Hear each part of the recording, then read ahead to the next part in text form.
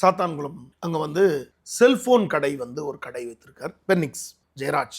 ஒரு தந்தை கொரோனா பரவல் காரணமாக அங்கங்க ஊரடங்கு உத்தரவு பிறப்பிக்கப்பட்டது. அப்போது வந்து சாலையில வந்து போலீஸ் வந்து மூடுங்க, கடையை மூடுங்க, கிளம்புங்க அப்படின்ற மாதிரி எல்லாரையும் தரைகுறவா பேசினாரு. ஜெயராஜ் என்ன பண்றாரு, இவன் இப்படி ஒருமையில பேசிட்டு போறான் அப்படின்ற மாதிரி அவரை வந்து அங்க வந்து பேசியிருக்காரு, போகும்போது பேசியிருக்காரு. இதை வந்து அருகில இருந்து கேட்டவர் வந்து குண்டாஸ் பாலு அப்படின்ற ஒரு காவல். இந்த குண்டாஸ் பாலுன்றவர் வந்து அதை திரித்து அவர்கிட்ட சொல்லப்பட்டு உடனே ஒரு வண்டியில ஏத்துறாங்க. ஒரு வண்டியில ஏத்தணும்னா வண்டியில ஏறி போயிடுறாரு.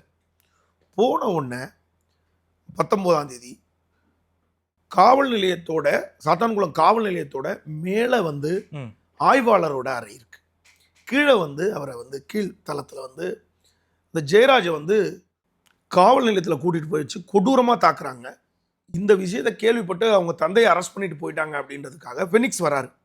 அவர் வந்து சார் என்ன சார் இந்த மாதிரி பண்றீங்க அப்படின்னு வரும்போது அவங்க அப்பாவோட அலறல் சத்தம் கேட்குது காவல் நிலையத்தில்.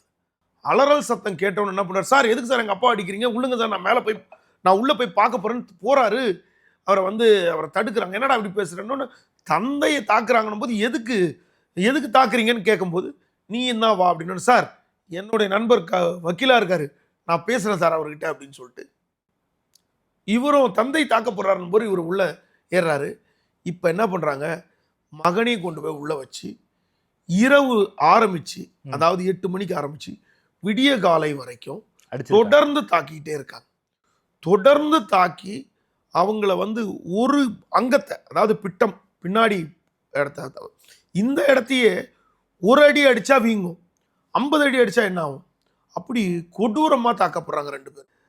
தந்தையின் கண்முன்னே மகனை நிர்வாணப்படுத்துறது, மகனின் கண்முன்னே தந்தையை நிர்வாணப்படுத்துறது, இது வந்து உலகத்தில் வந்து ஏற்றுக்கொள்ள முடியாத விஷயம். இப்படி கொடூரமா தாக்குறாங்க.